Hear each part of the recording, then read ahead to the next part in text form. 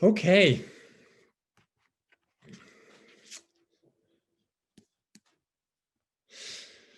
Wonderful. Welcome, everybody. Welcome back to many of you. Always great to see Ken Lundy here, because that means that the drop of a hat, he will actually post to chat all kinds of useful links to Unicode. I know that many of the rest of you are also going to be throwing all kinds of interesting material on there. So last time's talk was actually the first time when I copied the chat and sent it out to everybody who took part, because it was just so interesting and so full of useful material. Before we get started, I have a technical confession to make, which is that normally I print out my notes for this ahead of time, and my printer has decided not to work. So what I've done is I've sent my notes to my phone. And what that means then is that I have created the world's smallest teleprompter. So every so often you're going to see me like squinting down at this tiny screen here to remind myself what it was that I was going to say next. Anyhow, without further ado. So today the subject is the Nushu script. And as always, I'm going to be talking about the script and its background, its circumstances, interesting things about it. But I'm also going to be talking quite a lot about what I think we have to learn about writing in general by looking at that script. I think of it in terms of going away from our usual sort of comfortable mainstream seat and going out into the land of the endangered alphabets and looking around, but also looking back, so we understand ourselves and our limitations better. So interestingly enough, just recently there was an article that came out by the BBC on Nushu, and it described it as a language, and it said Nushu is spoken in a small group of villages in Jiangyong County in southeastern Hunan province in China. And of course, it isn't a language, it's a script. It means women's writing. And it says something about the place we are in history, that the concept of an endangered alphabet is still sufficiently new and unfamiliar to most people, that even though this writer was a very diligent researcher and his editor presumably was a very smart editor, somehow they kept going back and forth between script and language. The idea of an endangered language now being common, the idea of an endangered writing system still being new enough for me to be doing these talks.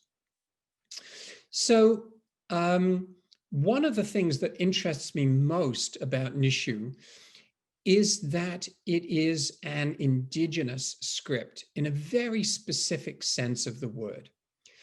So I'm using the word indigenous here, or the phrase indigenous script, to mean a script that was created by and within a particular community, and which is shaped by and also reflects the conditions and values of that community. But it does so in some very interesting and unusual ways. And we can begin, I think, by looking at the script itself. So the script was used, as I say, in a geographically and economically very specific and limited area, just an area of a few villages, really. Very remote, very rural, very poor, very hand to mouth. And one of the really interesting questions is, why didn't it spread? If this was a script that was created by and used exclusively by women, why didn't it spread beyond this group of villages? And the answer probably is that the circumstances that women found themselves under in these days were such that their ability to travel, to communicate, to move, to influence other people or other women was extremely limited. So the script was developed. We don't know when. It could have been a couple of hundred years ago. It could be longer. Because, of course, this was a culture that had no point of contact with conventional history and historians. This is something that happens in an entirely different realm in many ways. And when word of the script first reached the outside world, which is really in the 1980s, it was sort of spoken of dismissively as a simplified version of Chinese. And the implicit assumption was that these were women who had very little education, they were barely literate. Conventional Chinese is extremely complex and sophisticated, and they simplified it down because that's all they could do. And I'm going to dispute that, although, of course, I have no idea exactly what happened or why. But here's some things worth noticing. So first of all, most Chinese characters are technically called semantic phonetic compounds. So they consist of two elements, as of course all of you know, because you know much more about this stuff than I do, one of which represents the sound, one of which represents the meaning, and I believe to a certain degree the etymology even. So what happened in the development of Nushu was that it was stripped down to the phonetic compound only. So in that sense, it actually became more like a conventional, modern, we've been over this subject before, alphabet. It's something that indicates sounds. And as such, that made it actually easier to learn. It made it easier to write. It made it more specific to the values of a community that was largely going to be teaching it orally. So the script was taught to girls and young women by their mothers, by their grandmothers, sometimes by friends. And so the notion of having a script that is specifically attuned to the sounds of speech actually makes a whole lot of sense. The other thing is that by stripping away half of the conventional Chinese character, you also have something which is literally leaner. So much so that the women who used the script tended not to refer to it as Nushu, but as mosquito writing, because as you can see to a certain extent from this slide here, the characters are fairly elongated. They're made with a relatively small number of strokes, which tend to be vertical and curved. And if I can remember how to move to the next slide, you get to see this even more clearly here. So this is a more modern calligraphic version, but as you can see, it's extremely delicate. And this also means that it's highly appropriate for embroidery, because Nushu, to some extent, was written. To some extent, it tied in with a series of traditional, in fact, almost ritual songs, but it was also very closely associated with fabric. And we're going to come back to that a little bit later on. So in that sense, what we have is a script that has been adapted and developed for the needs of its community, and which thrives in an area where, and in a time when most girls and women received little or no formal education in the written arts. obviously they had all kinds of other skills, and that also ties into what we're talking about now. So one of the curious things about Nushu as a script used by a specific minority or a specific subcommunity is that it raises the question, and I can't believe this, but somebody actually did raise this question on Facebook about 2 weeks ago: why bother? I was amazed. This was a site for language people and linguists, but this person said, why bother? And I won't belabor the point that the person who wrote this was a guy, but it really does raise the really important question: what makes writing so important to any community, whether it's the women's community in Jiangyong, or whether it is an ethnic minority community somewhere else?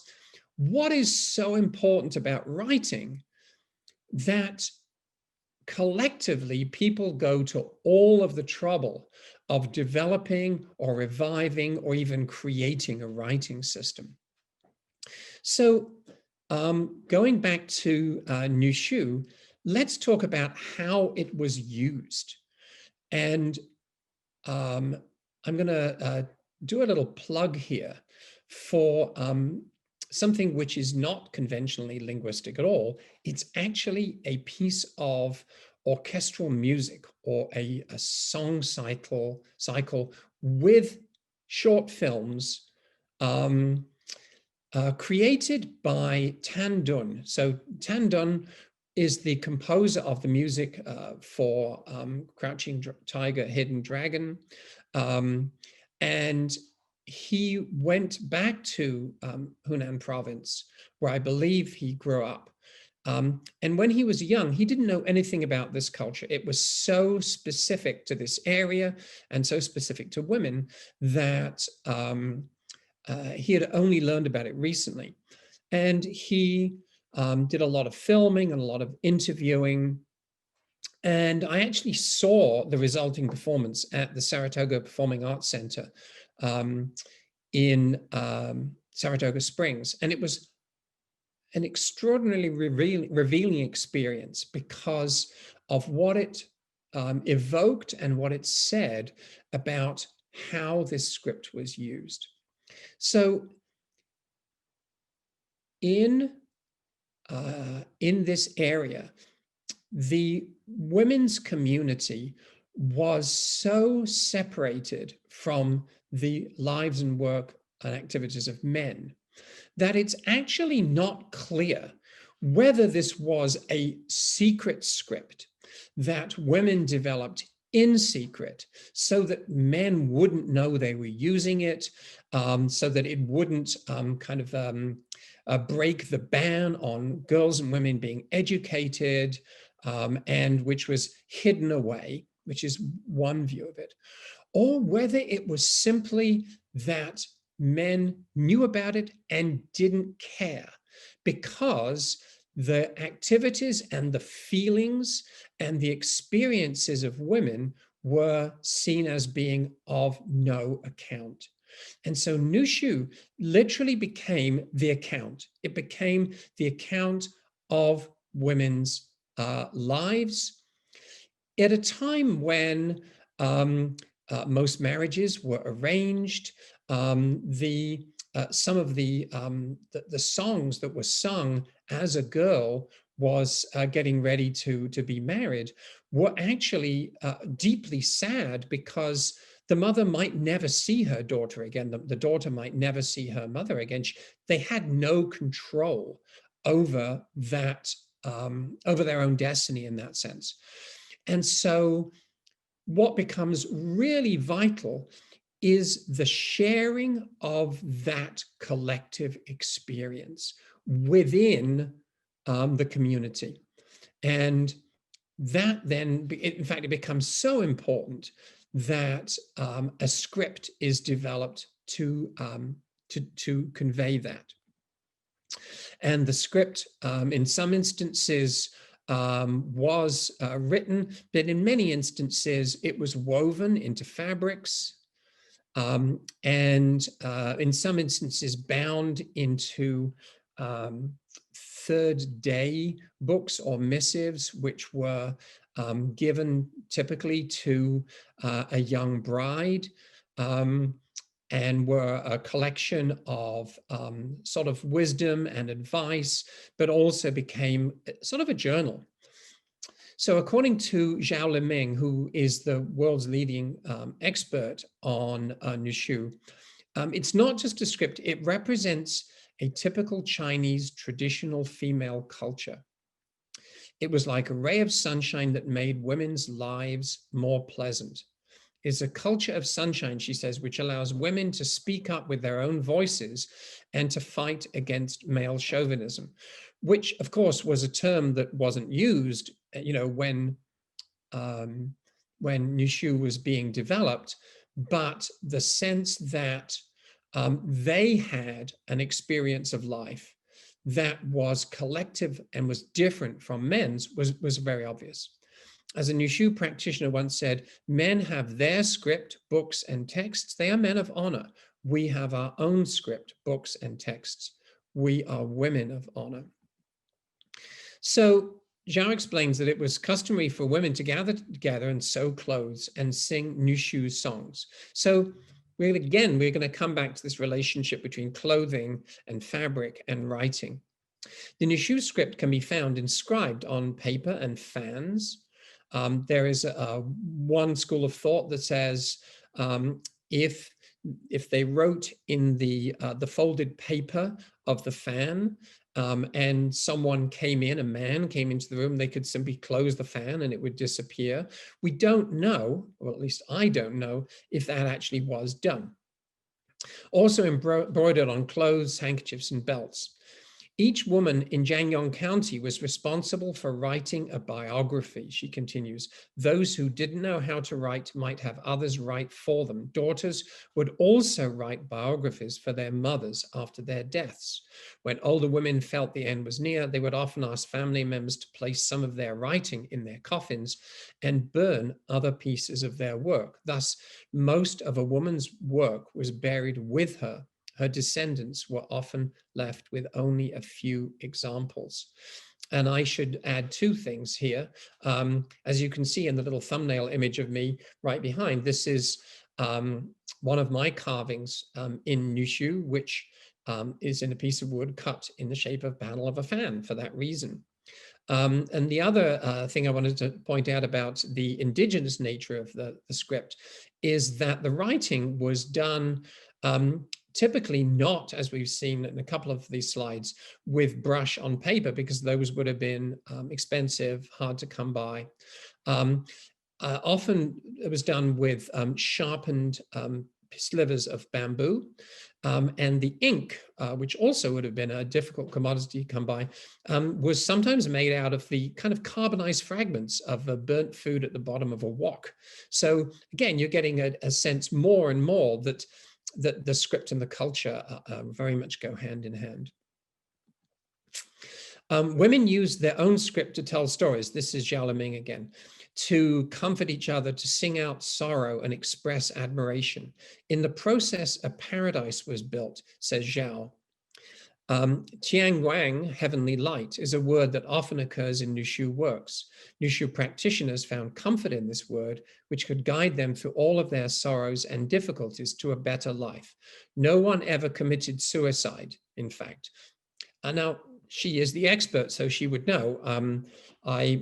I'm not entirely convinced that we can say because they had this script and they had the ability to write about their experiences and express their sorrows individually and collectively, nobody ever committed suicide. But I think that more general point certainly holds true. Because Jianguang made them stronger and more optimistic. Through their tears, they never stopped seeking the light of the sun.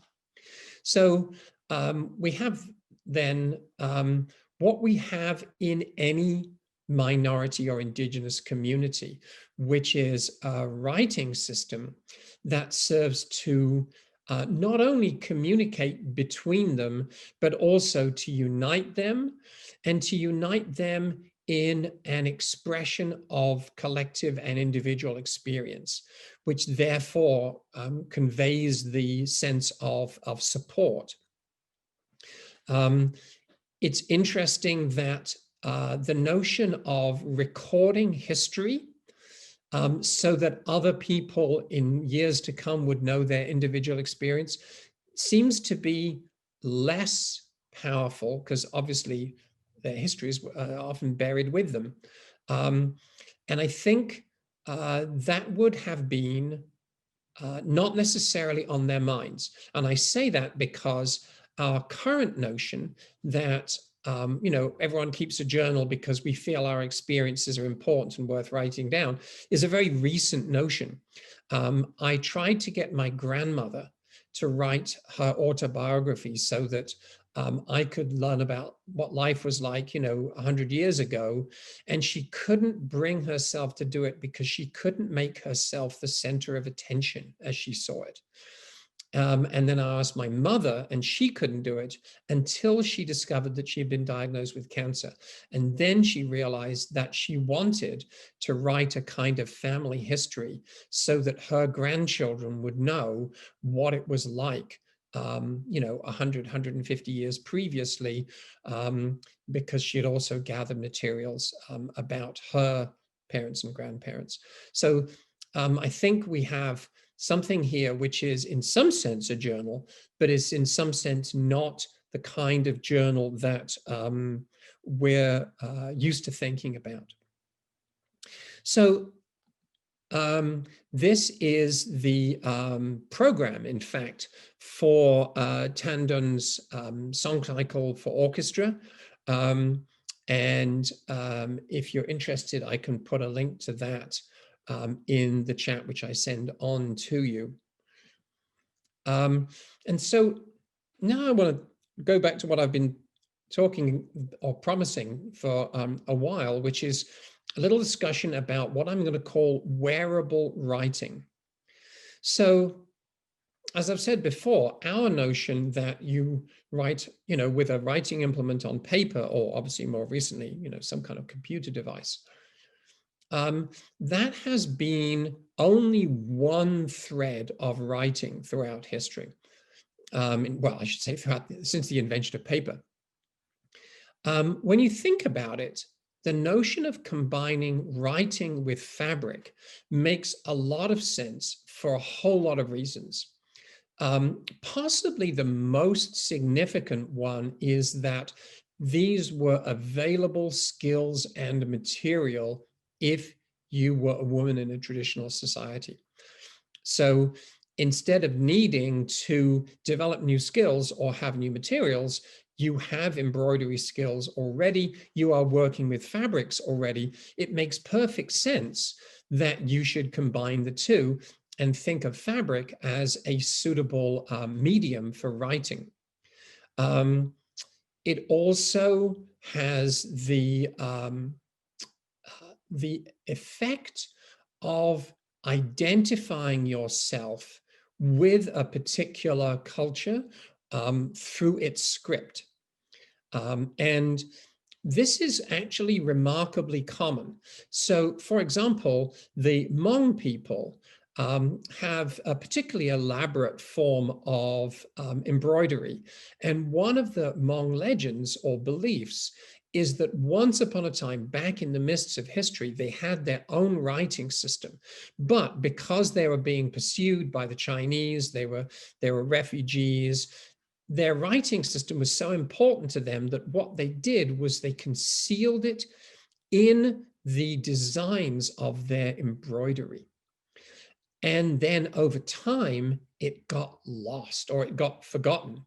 It was there somewhere, hiding in plain sight, but nobody knew anymore how to decipher it and revive it. And then you have a whole number of other relationships between writing or symbols and cloth. So the Adinkra symbols of Ghana, which you've probably seen me on social media now, I'm carving them all the time. Those were originally stamps that were stamped on fabric. We have the Tuareg women who were doing versions of embroidery, but also silversmithing and tattooing, preserving their writing system that way.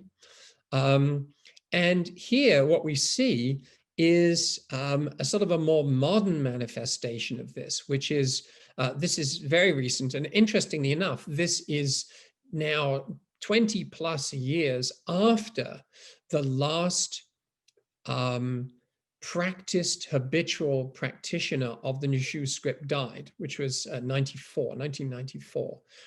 What is happening now is you're getting what Xiaoming thinks of as a kind of a second life for the script. So its first life is that it is used and taught and learnt within a community. It's habitual, it's quotidian. In a sense, it's ordinary. And that no longer takes place. What happens instead is that it has started to become a tourist device. It's now the subject of scholarship.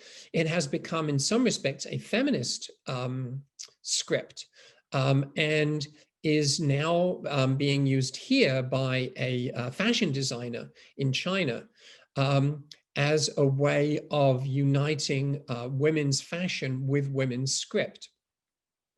And last time I was talking about Balinese and how I really respected the Balinese tradition that you venerate writing. You, if you have a Lontar manuscript, you put it in a safe and in fact sacred place in the house. You take it out once a year and clean it and dust it and make sure it's in good shape. And what that does is to maintain the sacred and venerated attitude towards a script. Here you have something that is sort of the opposite, which is to say, you know what, if we are going to revive a script, we want it to be visible. We want it to be seen all the time. And we want to identify with it. And I need to, again, give a sort of a curious recent bit of social history. This notion of wearable writing, which we now take very much for granted in our, t-shirt, sweatshirt, designer, this, that, and the other mentality, is actually very new. When I first came to the United States, which was 1973, I bought a sweatshirt. Of course, it was UC Berkeley sweatshirt because Berkeley was the coolest place in the world. But it was the sweatshirts were the only garment that had writing on them. The whole notion that you would pay somebody else to advertise their brand for them or their slogan for them was actually an invention of the 80s. And now wearable writing has become very much a commonplace. But it is a really interesting notion to ask yourself, given that wearable writing puts it out right there in the public and shows a kind of endorsement, then maybe one of the ways forward for endangered alphabets is in fact to make them not more sacrosanct and hidden away and revered, but actually more public. And with that in mind, I have a reveal for you. So the t-shirt that I'm wearing is in fact my Ndebe t-shirt. So this is a script that was invented or developed over the last 10 years by a young Nigerian American woman to write the Igbo language from Nigeria. And so I am proudly declaring myself a supporter of the Ndebe script, and by extension, the Igbo people. And I am proud to do so, which reminds me, Endangered Alphabets merchandise, people are proud to carry that around as well. So I'm going to stop now, as as I've said in the last couple of talks, usually I make a pitch here for support and funding, because heaven knows we need it. But I'm going to ask you to hold off until the first week in November, when we're going to launch our most ambitious Kickstarter campaign to date, which is going to be in support of a campaign in support of the Mongolian people who are trying to protect and preserve and promote their writing system in the face of efforts from the Chinese government to replace it in the near future, clearly, with Chinese. And the Mongolian writing system is absolutely at the heart of the Mongolian identity and character. And this would be a cultural catastrophe. So as you'll see when our Kickstarter comes out, we are inventing a series of ways of trying to help support and address this. So I'll hope you'll support us when that happens. So at this point, I am going to turn the hosting of this Zoom back over to our wonderful producer, graphic designer, videographer, cartographer, choreographer, Alec. And we'll take questions either from the chat or from the Zoom. Put your hand up and ask a question. Go for it.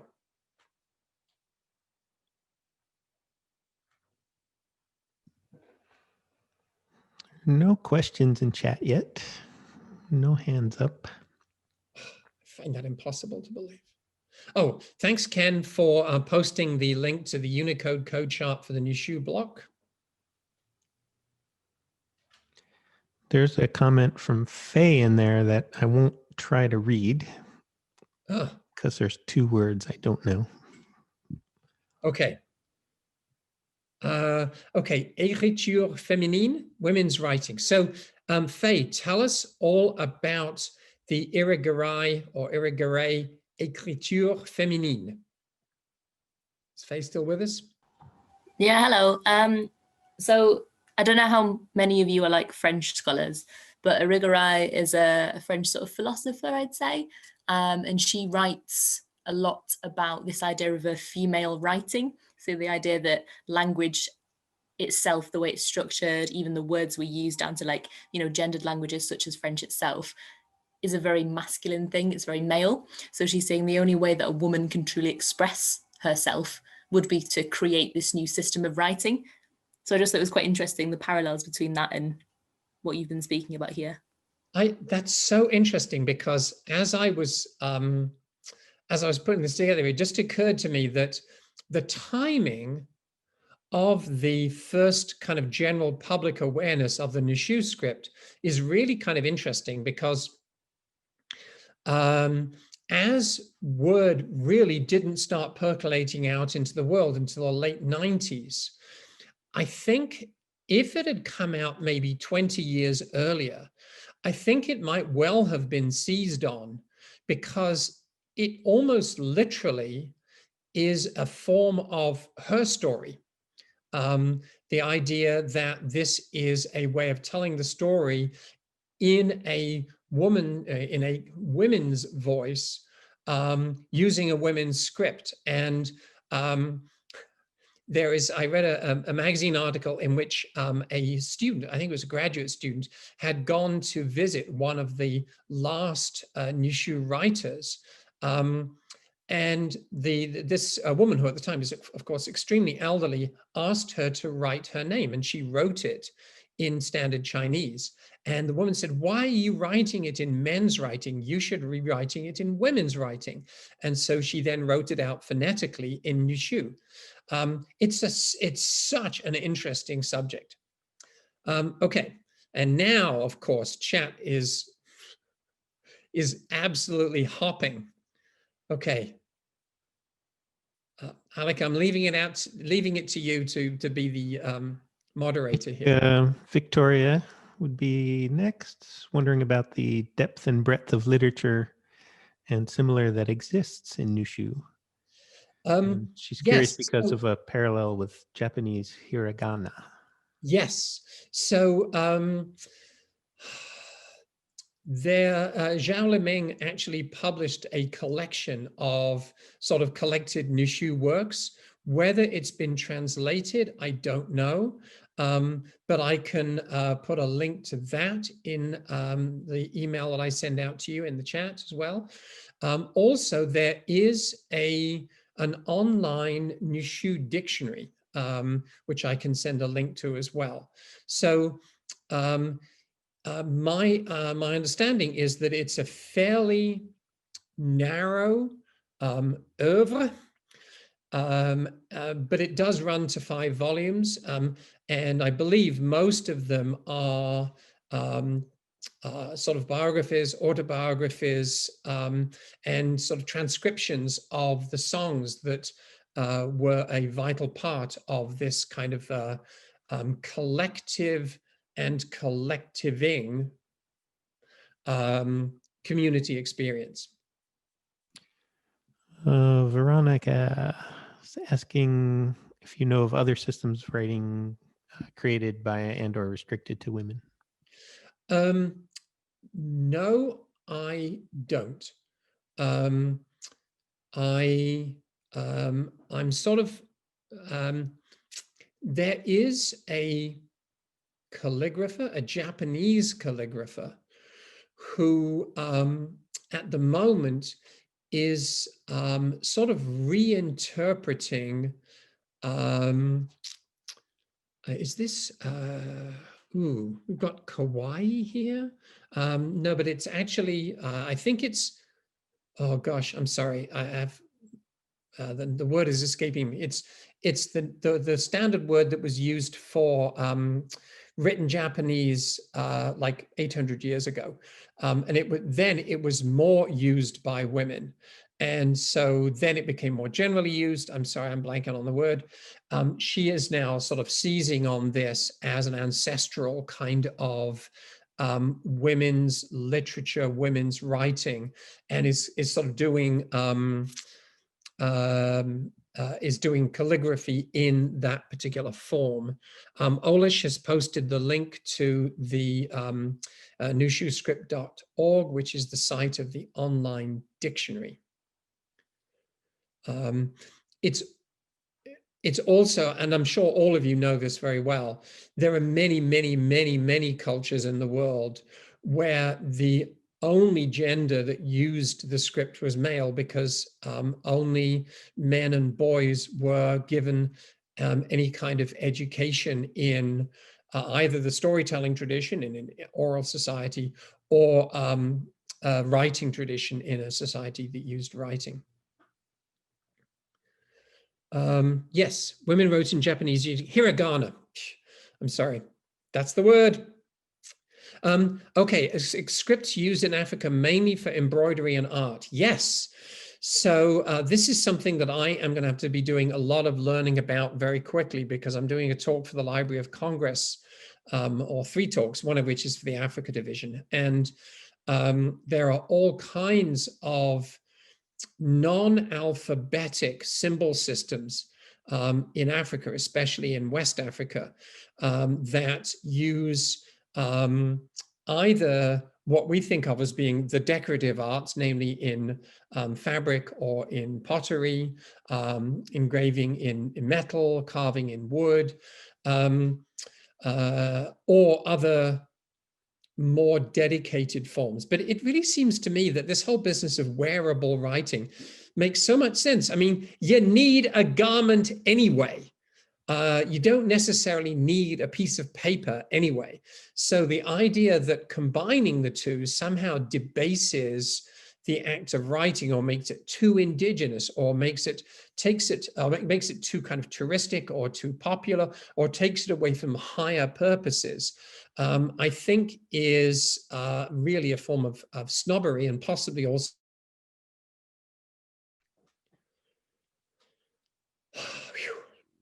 okay, what else we got? There is a follow-up down there in chat. Is this from the one you're talking about in Olish, by Olish? Okay, he's embroidery and art. Nice cat, Alec. Okay. Not that. Not that. Oh, okay. In my previous Zoom series, when I would use my phone as well, I would walk around and include my rabbit, who is by and large immune to the appeal of stardom and paid little attention to the camera. Okay, so from Imogen, on wearable writing, many indigenous cultures had a form of wearable writing or stories in their decorative jewelry, clothing, and tattoos. Yes, when we get on to the Bye-Bye-In talk, which is, I think, the last one in this series, we're actually going to talk about tattoos a whole lot. I've already mentioned them in context with Amazigh culture and the Tuareg women. But yeah, tattoos are, of course, also another form of wearable writing, as you point out, Imogen, and extremely connected to that notion of belonging, whether it be belonging to a particular gang, using gang tattoos nowadays, or whether it be belonging to a particular tribe or tribal culture, family, ancestral tradition. It's very interesting, and I'm giving you a little sneak preview, that the modern revival of the Bye-Bye-In script really was begun by a tattoo artist who then took the tattooing skills and began using them as graffiti art, and then on clothing. He has his own line of Bye-Bye-In clothing. So the wearable nature of it becomes a continuum that runs through all of this. And there is, again, there is that sense of, you know, wear it loud, wear it proud. You know, you're sort of identifying with your group, your culture, your mates, you know, whatever it is. Highly conserved within a community or communities, but they're still wearing the stories, the color, cut, design, embroidery of the clothing, and of course on their skin. Exactly. So meanwhile, there is, I would point out to you two other companies that you can look up on Instagram. One is called Unknown Union, based in South Africa, who do this unbelievably cool clothing using some of the scripts, including the Ditema script, which was sort of developed and popularized really pretty recently. And also there is a great company called Adinkra Republic, which makes socks, which have the Adinkra symbols on them. So this tradition of wearing writing is obviously very, very much alive and well. So Imogen says again, what someone wears on their skin tells you plenty about their journey in life or their beliefs.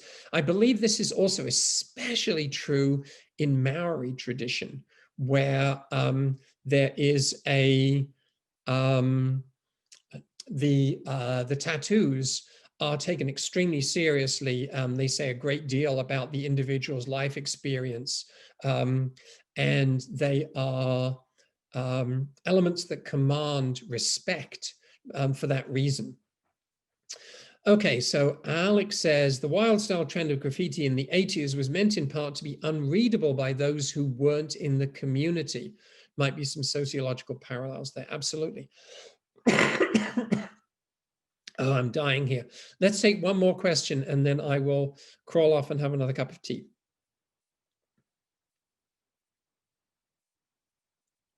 Oh, Ran says he has socks with the Armenian alphabet on them. Wonderful, wonderful. Ooh, steganography. Steganography, I love it. Okay, one more question.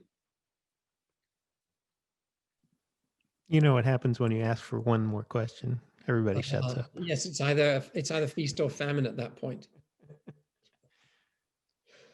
Okay, so Imogen, okay, we've got to end it with this because this is just like the best chat item ever put on, which is thank you and please have tea.